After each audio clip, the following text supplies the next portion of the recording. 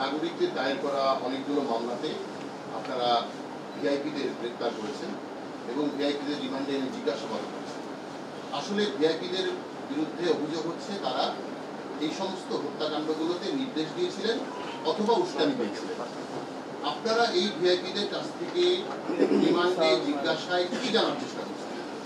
এটি আসলে আমাদের কাছে এখন যে সকল মামলা তারা আছেন, এগুলো সাম্প্রতিক যে আন্দোলনে গণ আন্দোলনে যে হত্যাকাণ্ড যেগুলো হয়েছে এই সকল মামলায় তারা আমাদের নিকট রিমান্ডে আছেন।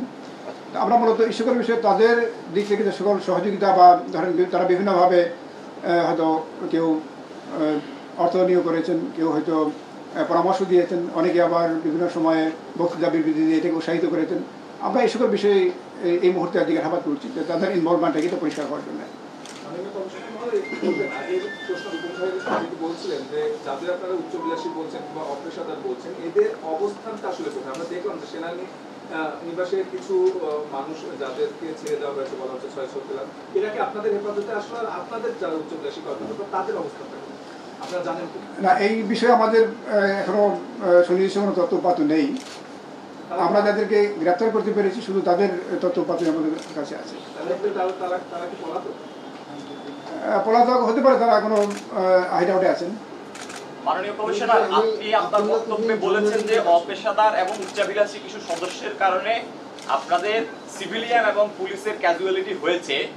আমরা এর আগে বিভিন্ন বছরে বিভিন্ন সময় এই মিডিয়া সেন্টারেই আমাদের সাংবাদিকরাই প্রশ্ন করেছিলেন যে বিশেষ কয়েকটি জেলার লোকজনই ডিএমপিতে যে গুরুত্বপূর্ণ পোস্টগুলো অকুপাই করে রেখেছিল এবং এই অকুপাই করে রাখা বিশেষ জেলার সদস্যরাই কি অপেশাদার এবং উচ্চাভিলাষী সদস্য কিনা।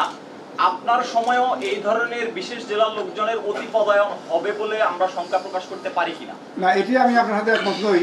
আমরা চাই যে সকল পুলিশ বাহিনীর সাথে সবাই পেশাদারিদের সাথে কাজ করবে। কে কোন জেলা থেকে আসলো বা কোথেকে আসলো এটি আমাদের বিবেচনার বিষয় নয়। আমরা চাই এটি সুন্দর সুশৃঙ্খল পুলিশ বাহিনী তৈরি করতে, যেখানে সকল পুলিশ সদস্যের আচরণ হবে পেশাদার। পুলিশের কাজ আপনারা জানেন আইন এবং বিধি দ্বারা নিয়ন্ত্রিত। তো কাজেই এখানে কোনো স্থান, কোন স্থান থেকে আসছেন বা কোন এলাকা থেকে আসছেন এটি আমাদের কাছে বিবেচনা। আমরা একটি সুন্দর পুলিশ বাহিনী গড়তে চাই যারা পেশাদারিত্বের সাথে দায়িত্ব পালন করবে।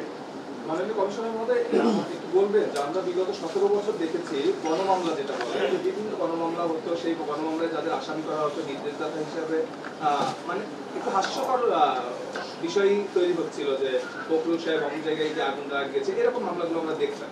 আমরা গণ অভ্যুত্থানের করে নতুন পুলিশ বাহিনী দেখছি, আপনারা নতুন লোগো নিয়ে চিন্তা ভাবনা করছেন, নতুন পোশাক নিয়ে চিন্তা ভাবনা করছেন, কিন্তু এই আমলে এসেও আমরা এই গণমামলা দেখছি। আমি যদি একদম স্পেসিফিক বলি যে সাকিব আল হাসানকে যে মামলায় আপনারা গ্রেপ্তার দেখালেন, সাকিব আল হাসান জুলাইয়ের প্রথম থেকে সে বাংলাদেশের বাইরে, সে ইউএসএ কানাডা লিগ খেলতে গেছে, সে এই মামলায় আসলে আসামি হলো। তখন নাই বলেছে যে রাজনৈতিক চাপ ছিল, এখন আপনাদের কিসের চাপ যে চাপে এই ধরনের? এটি আপনার আমি পরিষ্কার করে আপনাদের কাছে যে কোনো মামলায় বিভিন্ন ধরনের অপরাধী, বিভিন্ন ধরনের তাদের ইনভলভমেন্ট থাকে।